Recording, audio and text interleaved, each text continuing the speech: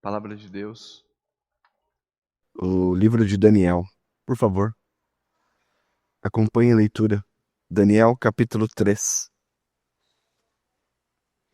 Daniel, capítulo 3, versículos 1 a 30.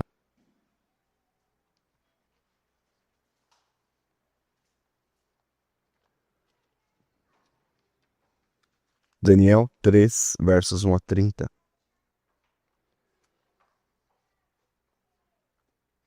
E o nosso assunto hoje, Deus salva da fornalha. E, melhor dizendo, só Deus salva da fornalha. Deixe a sua Bíblia aberta, por gentileza, porque nós leremos o texto e algumas passagens também no Novo Testamento. Só Deus salva da fornalha. Os irmãos conhecem, farei uma breve síntese dessa história, você que nos visita. Havia 4 jovens sido levados para uma região estrangeira, outro país, e ali eles serviram na corte do rei, no caso na Babilônia. Eles eram judeus, foram levados cativos, e ali Deus lhes deu dons extraordinários. Um deles era Daniel e 3 seus amigos. Nós vamos ver daqui a pouco.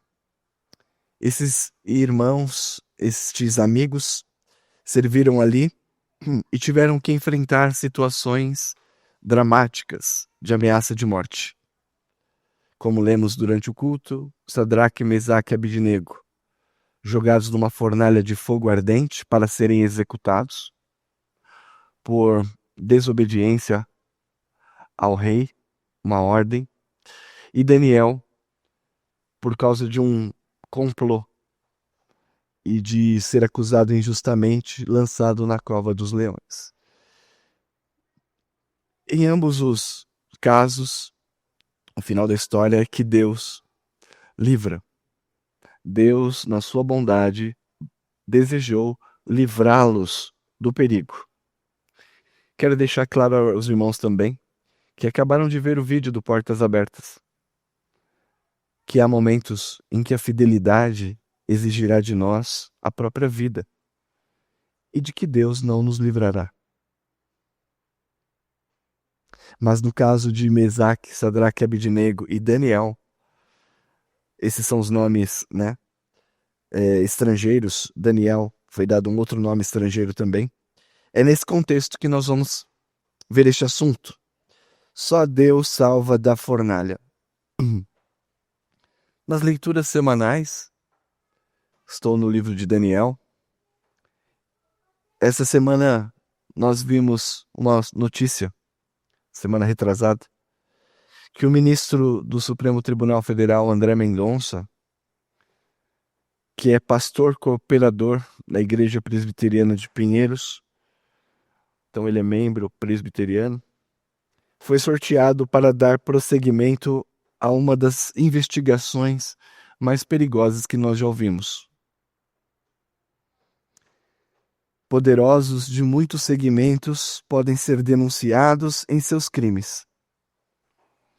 O nosso irmão, então, terá de dar o seu parecer e conduzir as investigações. Sabe-se que no momento em que ele foi sorteado, ele pediu para que todos os seus funcionários saíssem da sala, porque ele precisava buscar a Deus. Tal a responsabilidade, tal o perigo que sonda o nosso irmão. E muitos envolvidos dos três poderes, executivo, legislativo e judiciário, empresários, membros de igreja evangélica, imprensa. Há quem diga que a República, que é o sistema brasileiro, poderia ruir. Claro que exagerado, por conta desta ação, que agora o nosso irmão terá de julgar. Nós sabemos, queridos, que o Brasil está nas mesmas condições de Judá nos tempos do rei Acás. Se você quer lembrar-se, depois pode ler em casa Isaías capítulo 1, versos 2 a 7. É um povo rebelde contra Deus. É um povo ignorante quanto à vontade de Deus. É um povo maldoso, orgulhoso, que está apodrecido desde a planta dos pés à cabeça. Juízes vendem sentença por suborno. Os reis são corruptos e a população idólatra, profundamente idólatra. Uma das provas que nós vimos foi, mais uma vez, que não nos escandaliza, nesses programas de carnaval. Estamos numa situação de calamidade espiritual, política, social, religiosa. Então, a verdade é que talvez você tenha e compartilhe o mesmo sentimento. Pouca esperança de que a justiça seja realizada. Nosso irmão não tem nas mãos todo o poder. O seu poder é restringido, relativo a um processo. E temos dúvidas se de fato a justiça humana agirá. Então esse foi um dos motivos pelos quais Deus moveu meu coração para encorajar você também. Nós oramos por todas as autoridades, todos os ministros do STF, Executivo, Legislativo, para que eles exerçam suas funções com lisura. E também oramos durante a semana por todos aqueles que exercem algum cargo público. Eu mesmo sou funcionário público. E quem está na função pública sabe de como esta grande Sodoma e Gomorra tem agido com relação à fé, com relação aos filhos de Deus, com relação a Cristo. Então nós oramos, pedimos que o nosso irmão exerça a sua função como juiz da nação com fidelidade à Constituição, mas a fidelidade a Deus. Mas também oramos por nós, para que a fé dele e a nossa fé seja firme. Porque confiamos de que Deus salva da fornalha. Se Deus desejar, Ele pode livrá-los da grande fornalha que muitas vezes os inimigos da cruz preparam. Diante desse quadro, então, a mensagem de hoje tem 2 objetivos. O primeiro, fortalecer nossa profissão de fé em Cristo Jesus. Porque Ele é Senhor sobre tudo. Ele é Senhor sobre tudo. É Senhor sobre os governos, é Senhor sobre as circunstâncias, é Senhor sobre os reis. E um segundo motivo de pregar esta palavra. Encorajar o nosso irmão, não sei se ouvirá esta mensagem, mas encorajar a todos os irmãos, para que vocês sejam fiéis ao Senhor. Não se dobrando aos ídolos que querem nos acometer, mas que sejam fiéis apesar de todos os perigos. O ensino principal de hoje é este: há somente um Senhor digno de obediência incondicional. Há somente um Senhor digno de obediência incondicional e honra, Jesus Cristo, Senhor. Nós veremos que Daniel foi impedido de orar e ele orou. Sadraque, Mesaque e Abidnego se recusaram a dobrar-se diante daquela estátua, daquela imagem, e eles se recusaram. Há somente um Senhor digno de obediência incondicional e honra, que é Jesus Cristo. E a nossa mensagem é esta: só Deus salva da fornalha. Deixa eu retomar um aspecto do contexto, 2 aspectos, para vocês compreenderem melhor a mensagem. A primeira, Daniel, já adiantei isso, foi levado cativo pelos babilônicos no 3º ano do rei Joaquim de Judá. Então, ele, seus 3 amigos, foram levados, sequestrados para a Babilônia no primeiro ataque. À época, o rei era Joaquim. Foi o primeiro ano, neste que eles chegaram lá, do rei chamado Nabucodonosor. Daniel e seus amigos ficaram na corte, estudaram com bolsa de estudos, tinham do bom e do melhor, poderiam comer todos os manjares, mas eles preferiram não se contaminar com aquilo, com as finas iguarias do rei.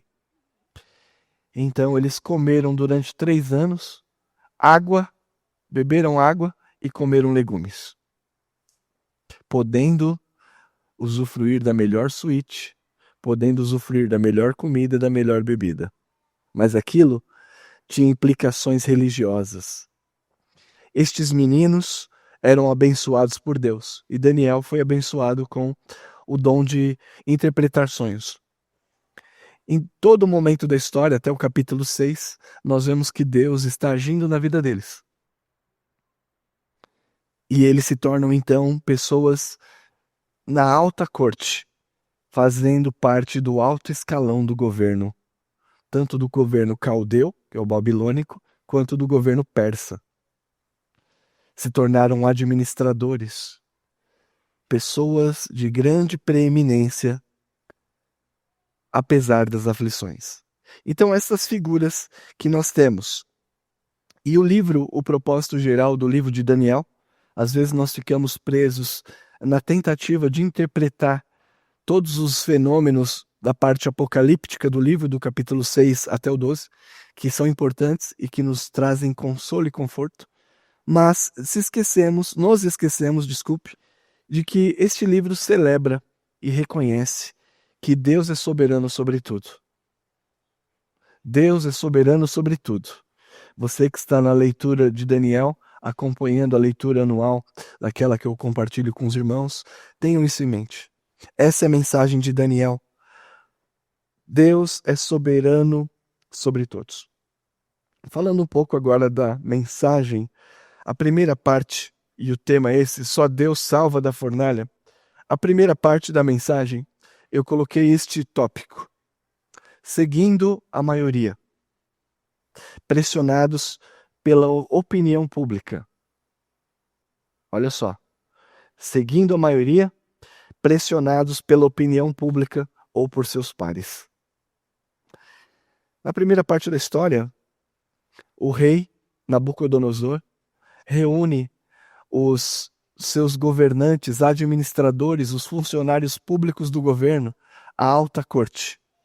Eles também faziam festinhas, como os nossos, festinhas regadas com muito dinheiro público, com muito gasto, com muito suor dos impostos. Eles se reúnem para uma celebração.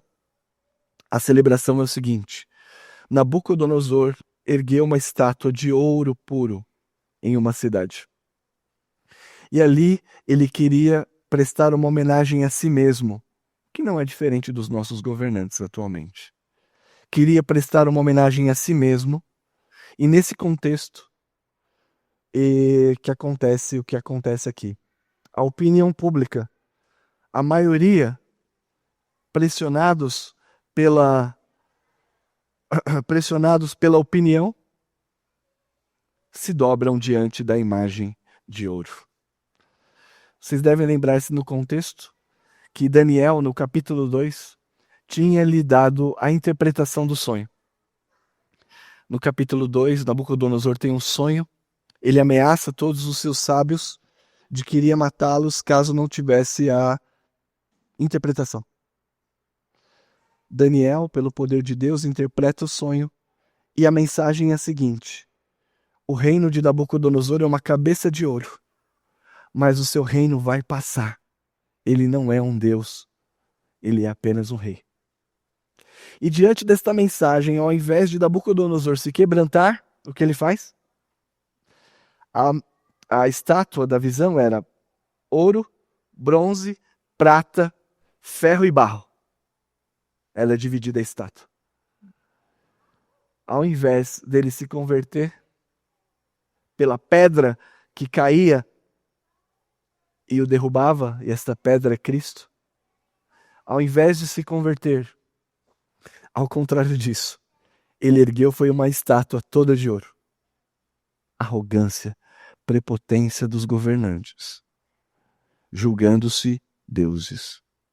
É nesse contexto, então, que, pressionados pela opinião pública, muitos seguem a maioria. Veja só. O rei Nabucodonosor fez uma imagem de ouro que tinha 60 côvados de altura, 6 de largura, e levantou-a no campo de Dura, na província da Babilônia. Então o rei Nabucodonosor mandou ajuntar os sátrapas, os prefeitos, os governadores, os juízes, os tesoureiros, os magistrados, os conselheiros, todos os oficiais das províncias, para que viessem à consagração da imagem que o rei Nabucodonosor tinha levantado. Pura vaidade. Pura vaidade. Então se juntaram os sátrapas, os prefeitos, governadores, os juízes, tesoureiros, magistrados, os conselheiros, todos os oficiais, para a consagração da imagem. Nabucodonosor tinha levantado e estava em pé diante da imagem que Nabucodonosor tinha levantado. Nisto, o arauto apregoava, em alta voz: ordena-se a vós outros, ó povos, nações e homens de todas as línguas, no momento em que ouvirdes o som da trombeta, do pífaro, da harpa, da cítara, do saltério, da gaita, toda sorte de música, vos prostrareis e adorareis a imagem de ouro que o rei Nabucodonosor levantou. Qualquer que não se prostrar e não adorar, terá no mesmo instante será no mesmo instante lançado na fornalha de fogo ardente. Portanto, quando todos os povos ouviram o som da trombeta, do pífaro, da harpa, do saltério, de toda sorte de música, se prostraram os povos, nações e homens de todas as línguas, e adoraram a imagem de ouro que o rei Nabucodonosor tinha levantado. Então nós sabemos que esta imagem tem a ver com autopromoção pessoal, vaidade e um coração profundamente arrogante, como se fazendo Deus. O seu governo passaria, mas ele fez questão de construir uma estátua todinha de ouro. Este homem, então, promove uma grande festa, uma festa de bajuladores. O que a gente chama de bajulação, hoje no Brasil se chama política. Jantares secretos, regado a vinho, prostituição, que agora está muito... Nós já sabíamos disso e sabemos e vai continuar assim. Prostituição, corrupção, drogalização, esses são, infelizmente, os nossos políticos. É a classe política, não generalizando, mas boa parte que a caracteriza. Não só a classe política, como a própria população, que gosta muito de uma festa, de um tambor, de uma bebida, esquecendo-se de tudo. Bom, festa de bajulação. Desafiando a mensagem do sonho, Nabucodonosor ergue a estátua de si diante de todos e que devem prestar adoração. Então nós temos aqui os oficiais convocados para homenagear sob pena de morte. Veja só a desproporcionalidade. Veja só a extensão. Veja só a extensão da vaidade. Não era uma causa civil. Não era uma causa política. Não era uma desobediência da lei. Eles não estavam ameaçando a ordem pública. Era apenas uma lei fundamentada na vaidade. Convocados a homenagear o seu governador sob pena de morte, ou seja, desproporcional. E nós vemos que a maioria obedece à ordem do rei. Você segue a maioria? No seu trabalho? No seu grupo escolar? Você segue a maioria? A opinião pública? Veja nos posts que você compartilha. Essa semana nós estamos linchando uma pessoa, aí na outra semana a gente esquece, passa a linchar outra, esquece daquilo, passa a linchar outra. E aí esquece de tudo, nós estamos sendo levados pela multidão da opinião pública. Você está sendo levado pela multidão da opinião pública. Os seus debates, quem define é a opinião pública, não é você. E você se torna mais um falador, uma faladora no meio dessa multidão. 15 dias você esqueceu de tudo. Basta que alguém dê uma pauta para você consumir. A igreja está um verdadeiro papagaio de pirata. Você sabe o que é papagaio de pirata? Que fica no ombro e repete tudo o que o pirata fala. Queridos irmãos, a opinião pública, eles foram pressionados aqui, foi pena de morte. E a maioria obedece à ordem do rei. A maioria obedece, segue a opinião pública. E eu quero aqui compartilhar algumas coisas, alguns ensinos importantes, que eu julgo importante. Primeiro, quando um governo rivaliza com Deus, colocando-se em seu lugar como provedor e mantenedor da vida, quando o governo exige lealdade incondicional, o que nós diremos? Não. Quando um governo exige lealdade incondicional, quando se coloca no lugar de Deus e rivaliza com ele, nós diremos não. Isso significa desobediência civil, quando princípios fundamentais da fé forem atacados. Mas a opinião pública dirá: é só uma música. Faz parte da cultura. Só você que é diferente, seu trouxa. Todos vão fazer errado. Só você vai fazer certo?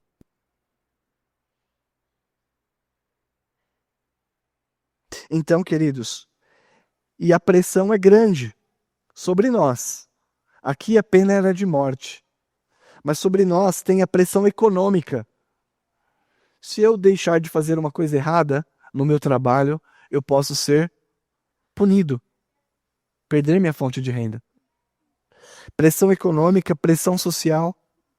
O que dirão? Você vai ser o afastado do grupo. Pressão política, pressão física, psicológica, são fortes. Mas, queridos, você vai mesmo seguir a opinião pública? Vai pautar as suas conversas, agendas e discussões naquilo que a opinião pública está pautando para você?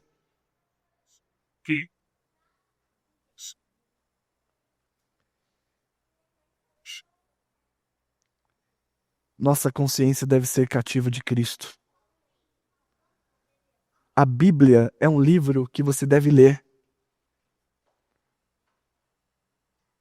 Eu vejo alguns posts de pessoas, quantos livros eu li em janeiro? Lixo, só lixo. E eu não estou falando de lixo aqui no sentido de qualidade, não. Livros de qualidade. Mas é só lixo. Porque a Bíblia você não abre um dia na semana. E é por isso que você está seguindo a opinião pública. E é por isso que você segue os seus pares. A sua mente não está cativa de Cristo. Ela está cativa de outras coisas que são muito inferiores a Cristo. Pastor, não devo ler? Não, deve ler. Mas se você não lê a Bíblia, se você não se nutre da verdade Bíblia, tudo que você é lixo, desprezível, e não vai te trazer nada. Eu estou falando com certo grau de experiência. Só de academia foram 16 anos da minha vida. Ou seja, academia é sentado no banco de universidade. Lixo. Você vai seguir a opinião da maioria, você vai pressionado pela opinião pública se valer disso. Vantagens de desdobrar-se. Outra coisa, não só o perigo, né? Tem aspectos positivos, negativos, mas há muitas vantagens de se dobrar ao sistema. E aqui vocês acham que eles se dobraram por quê? Porque eles adoravam o rei Nabucodonosor mesmo? Vantagens. Tráfico de poder. Impunidade. Prazer imediato. Vantagens. É isso que eles estavam, e é por isso que se dobraram. Irmãos, Deus nos livre. Em qualquer esfera, e isso pode acontecer no presbitério. Eu sou pastor presbiteriano. Em breve nós teremos o Supremo Concílio. E ali também há conchavos, infelizmente. Há politicagem, há sim. Por isso que pastores fiéis devem se inscrever e serem deputados. Para que dentro da igreja não haja esse tipo de coisa. Porque há também dentro da nossa igreja. Dentro de presbitérios e concílios.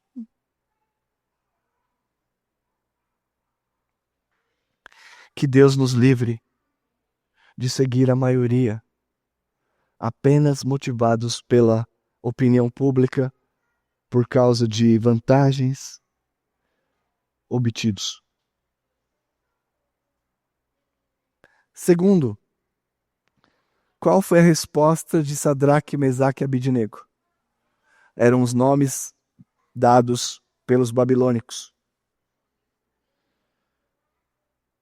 Não se dobraram e pagaram pelo o custo da fidelidade. Custo da fidelidade. No versículo do 8 até o 23. Ora, no mesmo instante chegaram alguns homens caldeus e acusaram os judeus. Disseram ao rei Nabucodonosor: ó rei, vive eternamente. Sempre tem um X9, né? cagueta, dedo duro. Os puxas que querem as vantagens. Mas eles sempre acabam mal. Sempre acabam mal. Bom, a não ser que você denuncie algo que seja verdadeiro, não só para o seu bem, mas para o bem dos outros. Fecha parênteses. Tu, ó rei, baixaste um decreto pelo qual todo homem que ouviste o som da trombeta, do pífaro, da harpa, da cítara, do saltério, da gaita de foles, toda sorte de música se prostraria e adoraria a imagem de ouro. E qualquer que não se prostrasse e não adorasse, seria lançado na fornalha de fogo ardente. Alguns homens judeus que tu constituísse sobre os negócios da província da Babilônia. Veja, gente importante ali. Sadraque, Mesaque e Abidnego. Estes homens, ó rei, não fizeram causa de ti. A seus deuses não servem, nem adoram a imagem de ouro que levantaste. Então, Nabucodonosor, irado e furioso, mandou chamar Sadraque, Mesaque e Abidnego e trouxeram esses homens perante o rei. Eles não foram sumariamente executados. O rei ainda lhes deu uma possibilidade de comparecer ao tribunal e se defender. Mas veja. Falou do Nabucodonosor e lhe disse: É verdade, Sadraque, Mesaque e Abidnego, que vós não servir meus deuses nem adorais a imagem de ouro que eu levantei? Agora, pois, estáis dispostos a, quando ouvirdes o som da trombeta, do pífaro, da harpa, da cítara, do saltério, da gaita, prostrai-vos e adorai a imagem que fiz? Porém, se não adorardes, sereis no mesmo instante lançados na fornalha de fogo ardente. E quem é, olha só a disputa, e quem é o Deus que vos poderá livrar das minhas mãos? Responderam-lhe Sadraque, Mesaque e Abidnego: Ó rei, ó Nabucodonosor, quanto a isso não necessitamos te responder. Se o nosso Deus, a quem servimos, quer livrar-nos, ele nos livrará da fornalha de fogo ardente das tuas mãos, ó rei. Se não, fica sabendo, ó rei, que não serviremos a teus deuses, nem adoraremos a imagem de ouro que levantaste. Então, Nabucodonosor se encheu de fúria, e transtornado o aspecto do seu rosto contra Sadraque, Mesaque e Abidnego, ordenou que se acendesse a fornalha 7 vezes mais do que se costumava. Ordenou aos homens mais poderosos que estavam no seu exército que atassem a Sadraque, Mesaque e Abidnego e os lançassem na fornalha de fogo ardente.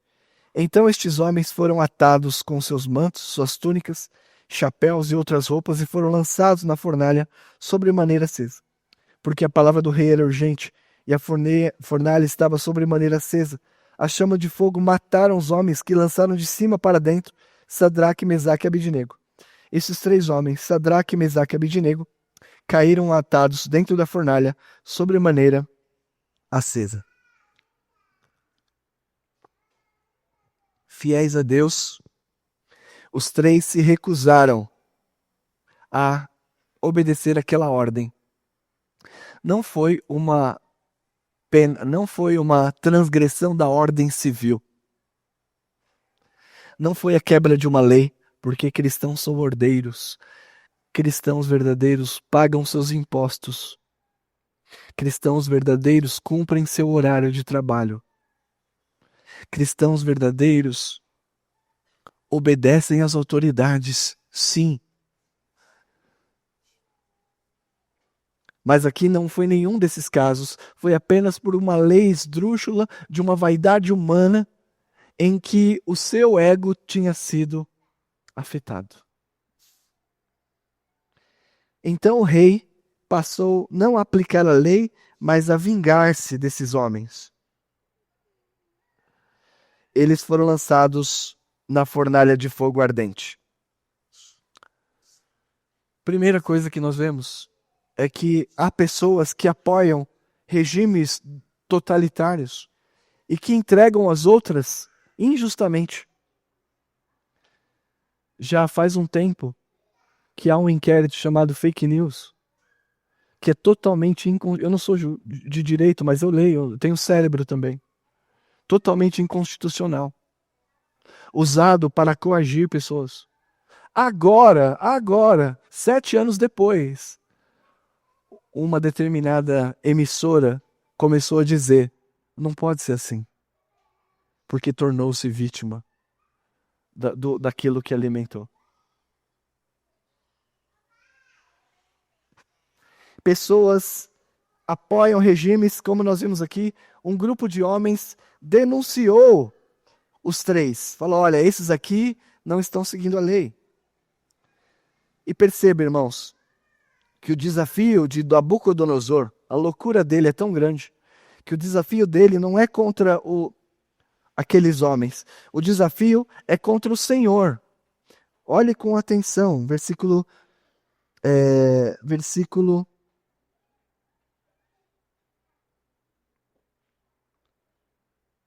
17. Aliás, 15 no final. E quem é o Deus? E nas nossas traduções com letra minúscula, né? Que é Elohim. Pode ser o plural de deuses. Quem são os deuses que poderão livrá-los das minhas mãos? A batalha é com Deus. Não é mais com estes meninos, com estes homens. Qual a resposta deles? Quanto a isso, eu não vou precisar responder. Porque se o Deus do céu quiser me livrar, ele livrará. E fica sabendo, nós não seguiremos a opinião pública. Nós não vamos seguir a multidão. E nós não vamos nos dobrar perante a sua vaidade. Nós temos um rei no céu. E é só ele daremos culto.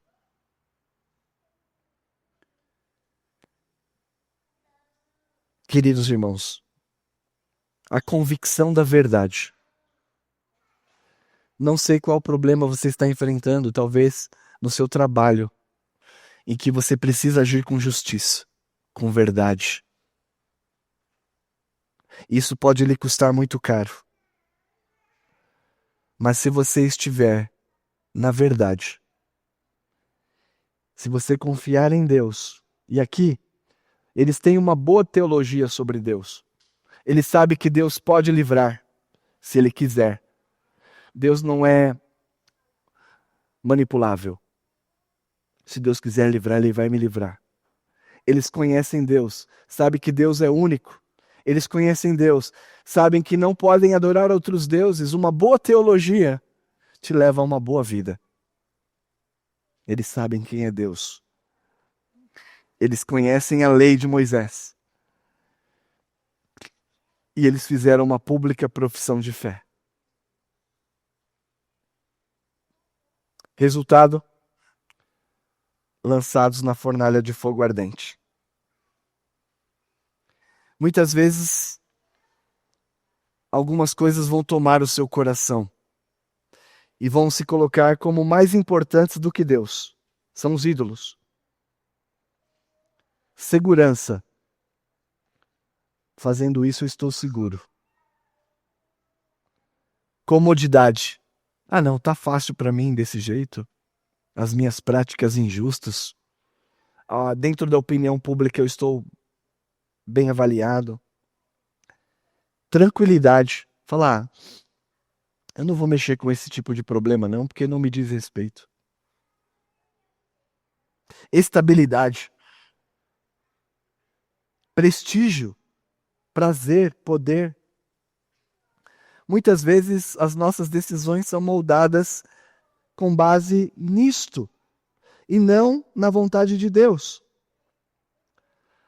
As nossas vontades são moldadas pela vontade do cônjuge, pela vontade do filho, dos patrões. E a vontade de Deus fica em segundo plano. Estes homens foram fiéis a Deus e fiéis à sua pública profissão de fé.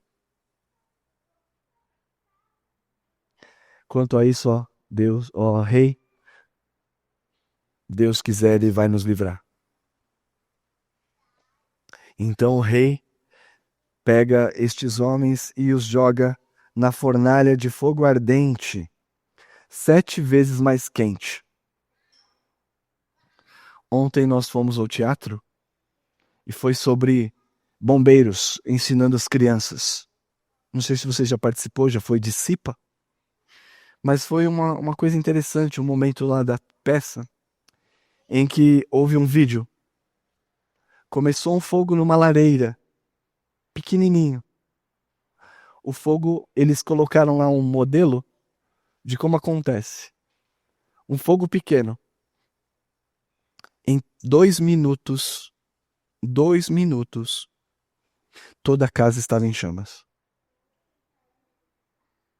Colocou o cronômetro, aquele fogo pequeno, em 2 minutos, consumiu toda a sala.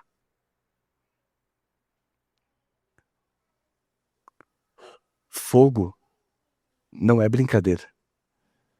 Só de se aproximar dele, nós já trememos. E ali, estes homens foram jogados. Aqueles que os lançaram já morreram imediatamente, mas aconteceu algo extraordinário. Primeiro ponto, aqueles que seguem a maioria. Segundo ponto, aqueles que se foram fiéis. E as consequências, ser jogado na fornalha. E o terceiro ponto, Deus salva, porque Ele é o Altíssimo. Os versículos 24 a 30. Então o rei Nabucodonosor se espantou, se levantou depressa e disse aos seus conselheiros: Não lançamos nós 3 homens atados dentro do fogo? Responderam ao rei: É verdade, ó rei. Tornou ele e disse: Eu, porém, vejo 4 homens soltos, que andam passeando dentro do fogo. Essa expressão é muito interessante, né? Passeando. Você passeia no Parque do Carmo. Você passeia no, né? Eu, porém, vejo 4 homens soltos, passeando, e o aspecto do quarto é semelhante a um filho dos deuses, ou Deus, Elohim. Então se chegou Nabucodonosor à porta da fornalha, sobremaneira acesa, falou e disse: Sadraque, Mesaque e Abidnego, servos do Deus Altíssimo, saí e vinde. Então Sadraque, Mesaque e Abidnego saíram do meio do fogo. Ajuntaram-se os sátrapas, os prefeitos, governadores, conselheiros, que viram, veja só, que o fogo não teve poder algum sobre os corpos destes homens, nem foram chamuscados os cabelos da sua cabeça, nem os seus mantos se mudaram, nem cheiro de fogo passara por eles. Vocês sabem que fogo tem cheiro, né? Churrasco. Só acender. Ontem eu e a Lê estávamos saindo da reunião da SAF, aquele cheiro de churrasco enchia a casa. Nossa, esse cheiro é o cheiro que, né? Então, cheiro de carvão, cheiro de fogo. Aqueles homens saíram ilesos. Falou Nabucodonosor e disse: Aqui é o ponto fundamental, irmãos, de tudo isto. O foco não está na fidelidade destes homens. O foco está na grandeza de Deus. O foco não está em nossa fidelidade, mas na grandeza de Deus. Falou Nabucodonosor e disse: Bendito seja o Deus de Sadraque, Mesaque e Abidnego, que enviou seu anjo e livrou seus servos que confiaram nele, pois não quiseram cumprir a palavra do rei, preferindo entregar seu próprio corpo a servirem e adorarem qualquer outro Deus, senão o seu Deus. Portanto, faça um decreto pelo qual todo povo, nação e língua que disser blasfêmia contra Deus, Sadraque, Mesaque e Abidnego, seja despedaçado e suas casas sejam feitas em monturo, porque não há outro Deus que possa livrar resgate como este. Então o rei fez prosperar Sadraque, Mesaque e Abidnego na província da Babilônia. Então Deus o salvou, de modo que o rei reconheceu a superioridade do Senhor.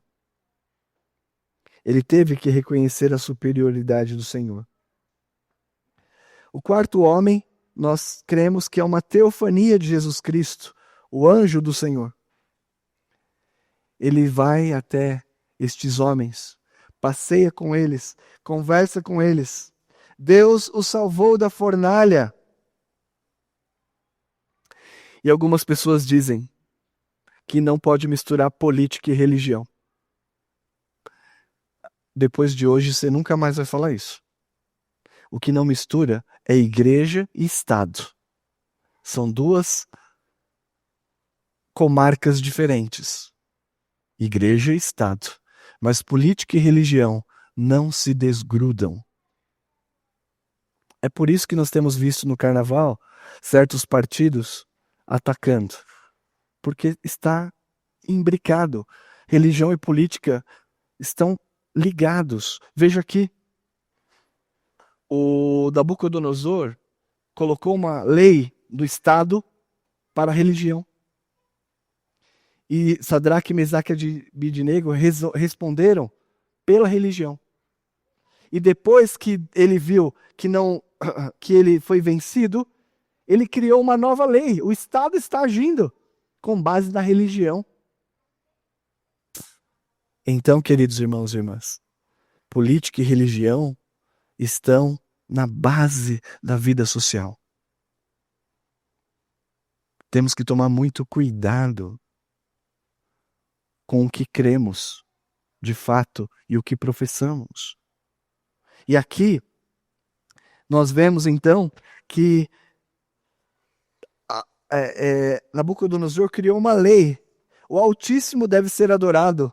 O culto deve ser protegido. Que coisa importante que o Estado pode fazer pela igreja. Nabucodonosor fez. O Estado protegeu a igreja. Quem ameaçar e quem blasfemar contra esse Deus, vai em cana. Mas a mensagem é essa. Não há outro Deus que possa salvar. Somente o Deus de Israel. O Deus de, como ele diz, Sadraque, Mesaque, Abednego. E terminando. Nabucodonosor, Dario reconheceram que o Senhor é o Altíssimo. Por reconhecer que o Senhor é o Altíssimo, através do testemunho da igreja. E é esse um desejo que eu tenho pelos políticos cristãos, que alguns apenas têm nome de cristão, não são cristãos coisa nenhuma. Usam a igreja, usam o voto dos membros da igreja. Nós sabemos que isso acontece. Na verdade, são como os outros, seguem a opinião pública e querem somente o bem de si próprio. Mas, irmãos, oramos e desejamos que aqueles que estão nas funções públicas, como nosso irmão André, sejam capacitados por Deus, para que todos saibam que só Deus salva. Só há um Deus Altíssimo sobre todos. Só há um Deus que tem poder sobre todos os homens. A soberba, o orgulho, a arrogância, a vaidade toma o coração dos poderosos. Juízes agora são chamados de semideuses. Somente o Altíssimo pode salvar. E aqui, irmãos, olhe para a fornalha, agora encerrando. De que forma isso aponta para o nosso Senhor Jesus Cristo? Que é Ele quem pode nos salvar. A primeira coisa, irmãos, que eu me lembro de Cristo, e eu quero falar para vocês da exclusividade. Não existem vários deuses. O politeísmo que nós vemos em todas as religiões brasileiras não são afro, são brasileiras. Aquele politeísmo do catolicismo. O sincretismo religioso de igrejas como Universal e Mundial e outras aí. O sincretismo onde mistura espiritismo, catolicismo. Uma bagunça idolátrica de crentes, aliás, de frequentadores de igreja. Somente um pode salvar. Os outros são falsos. E a forma que eu quero ler com vocês essa situação do anjo na fornalha é lembrar que este anjo entrou numa fornalha 7 vezes acesa, saiu dela junto com os 3 amigos e não sofreu dano. Saiu ileso. Vocês lembram de alguém que fez isso? o nosso Senhor Jesus Cristo. Jesus Cristo assumiu a humanidade, humilhou-se, fez forma de servo, desceu até as profundezas da terra, sofreu tentações, como você e eu. O Deus do céu, em Cristo, veio até nós, entrou na fornalha da história humana, fez-se como servo. Não somente isso. O Senhor Jesus Cristo sofreu morte. Humilhou-se, foi levado à morte, e morte de cruz. Ele entrou na fornalha. Ele foi muito além da fornalha. Ele entrou debaixo da ira escaldante do Pai. Foi moído. E depois disso, ele foi sepultado. Na nossa confissão, dizemos, desceu ao Hades, foi às profundezas da terra. Mas ele subiu aos céus. E vencendo, distribuiu dons aos homens. Jesus Cristo é o anjo que veio até nós nesta fornalha da história humana. E não somente isto. Ele saiu ileso, porque ele ressuscitou ao terceiro dia. Prendam este homem. Por favor, selem a sua... Como é que chama aquilo? Selem a sua sepultura com cimento e uma pedra pesada. Mas no terceiro dia, as mulheres foram até o túmulo e encontraram a seguinte mensagem: por que vocês procuram dentre os mortos aquele que vive? Ele não está aqui, mas ressuscitou. E encontrará com vocês Jesus. Jesus veio até nós para trazer salvação. O Altíssimo veio às profundezas da terra, padeceu e sofreu, para que você saísse ileso desta fornalha. Em verdade vos digo, se você crê na palavra de Jesus, tem a vida eterna. Não entre o juízo, mas passou da morte para a vida. Só o Senhor salva. E Ele fez isso por mim, fez isso para você, para que você saísse desta fornalha pecada, por causa das suas transgressões, e você era culpado. Mas Ele entregou-se a si mesmo, para que nós pudéssemos sair, sem cheiro de fogo, sem cabelo chamuscado, sem nenhum sinal de juízo, porque Ele levou sobre si. Glória a Deus, porque só Ele salva da fornalha. Amém.